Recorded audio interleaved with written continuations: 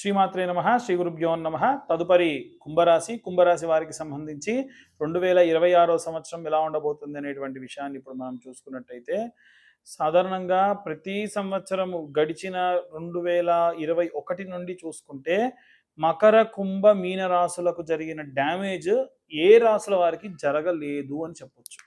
అంతో ఇంతో ధనుస్సు వృశ్చిక రాశి వాళ్ళకు కూడా కాస్త ఏమన్నా ఇబ్బంది జరుగుంటుంది.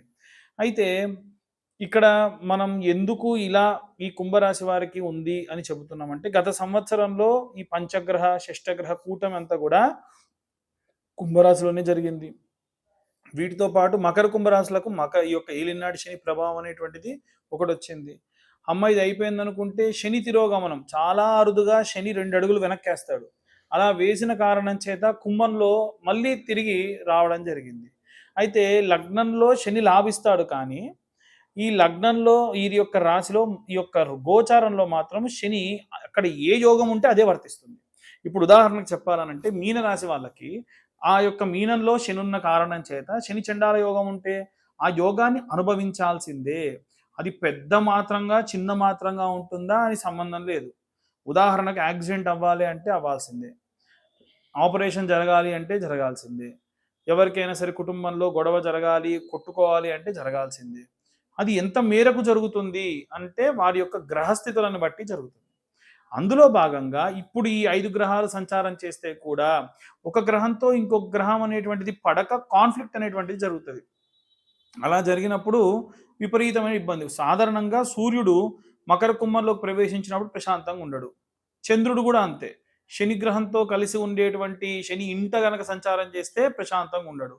అందున చంద్రుడు బుధుడితో కలిసి ఉన్నప్పుడు బృహస్పతి గ్రహానికి నచ్చదు. ఆయన పంచమ సప్తమ కోణ స్థానాలు, ఏమైనా కేంద్ర స్థానాలు, ఈ యొక్క లాభించేటువంటి స్థానాలు లాభించకుండా నిర్వీర్యం చేస్తాడు. సో విశేషంగా ఈ పంచగ్రహ కూటం అనేటువంటిది మార్చి నెలలో జరుగుతున్న కారణం చేత ఎవరైనా సరే ఉద్యోగస్తులు విద్యార్థులు ఉంటే గనక వారికి ఈ సప్తమ స్థానాలు అంటే సింహంలోకి ఈ యొక్క గురు ప్రవేశించిన కారణం చేత, ఇక్కడ చూడండి లగ్నంలోకి గురువు వస్తే సింహరాశి వారికి ఎంత ఆనందంగా ఉంటుందో ఈ మకర కుంభరాశుల వారికి కూడా అంతే ఆనందంగా ఉంటుంది. అదేంటండి ఎందుకు అంటే గురువు సింహంలో ఎప్పుడూ లాభిస్తాడు. సో ఆటోమేటికల్గా కుంభరాశి వారికి కూడా చూసుకుంటే సప్తమ స్థానంలో గురువు లాభిస్తాడు. సో ఇక్కడ ఉన్నటువంటి పంచగ్రహ కూటమి సంబంధించినటువంటి దోషములు ఎన్నున్నా ఆ ఒక్క గురు సప్తమంలో ఉండి వీరందరినీ కూడా సైడ్ చేసేస్తాడు. సో కాబట్టి ఇలా అమ్మ ప్రశాంతంగానే ఉందిగా, మరి లెక్క ప్రకారంగా ఏమైనా నూతనమైనటువంటి స్కూల్స్ పెడతామని కొంతమంది, ఫ్యాక్టరీలు పెడదామని కొంతమంది, లేదా ఏదైనా ఇండస్ట్రీలకు వెళ్దామని కొంతమంది ప్రయత్నించకండి.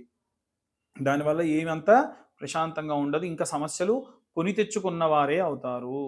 కాబట్టి ఓవరాల్గా చూసుకుంటే ఈ కుంభరాశి వారికి సంబంధించిన విషయంలో జరిగేటువంటి పరిస్థితులన్నీ కూడా ప్రతికూల పరిస్థితులే ఆల్మోస్ట్ 7-8 నెలల పాటు ఉన్నాయి.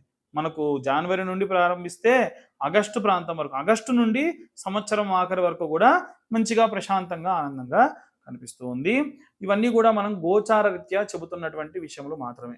చాలామంది ఏమిటంటే మరి గోచార రీత్యా కాకుండా పర్సనల్గా జాతకం ఎలా తెలుసుకోవాలంటే మీ పేరు ఉండాలి, date of birth, time, place ఖచ్చితంగా ఉంటేనే మనం జాతకానికి సంబంధించి విశేషంగా మనం చెప్పుకోవచ్చు. Date of birth, time, place ఇవన్నీ ఉంటే జాతకం విశ్లేషణగా 60-70 పేజీల్లో 16 భావచక్రములతో మీకు గోచార రీత్యా దశాంతర్దశ, అలాగే అష్టక వర్గ, ఈ సూర్యాష్టక వర్గ, గురు అష్టక వర్గ, ప్రతి ముఖ్యమైన గ్రహాలకు కూడా అష్టక వర్గాలు ఉంటాయి. ఈ అష్టక వర్గాలు మారక దశ సంబంధిత విషయాలు కూడా మనకు P1 to P8 చార్ట్ అని చెప్పి ఒకటి ఉంటుంది.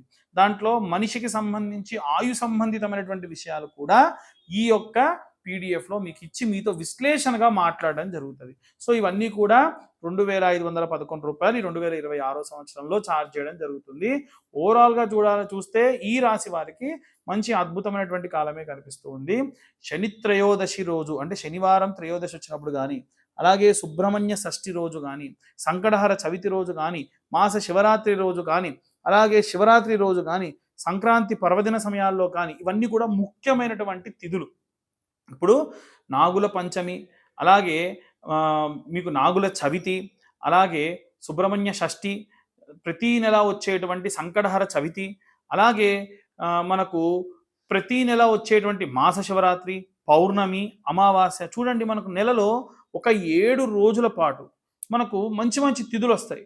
ఆ సమయంలో అన్నా సరే భగవద్ధ్యానము, శివారాధన, భగవంతుడి యొక్క ఆరాధన, శ్రీమన్నారాయణుడి యొక్క మంత్రాలు చదవడము, బయటికి గట్టిగా ఎక్కడైనా పారాయణ చేస్తుంటే, విష్ణు సహస్రనామ పారాయణాలు చేస్తుంటే చేయడం, ఇవి చేయడం వల్ల శరీరంలో ఉన్నటువంటి బాధ, దుఃఖం అంతా పోయి విశేషంగా శక్తిని భగవంతుడు ఇస్తాడు. సో ఈ ప్రకారంగా అందరూ కూడా ఆచరించండి. సర్వే జనా సుఖినో భవంతు. స్వస్తి.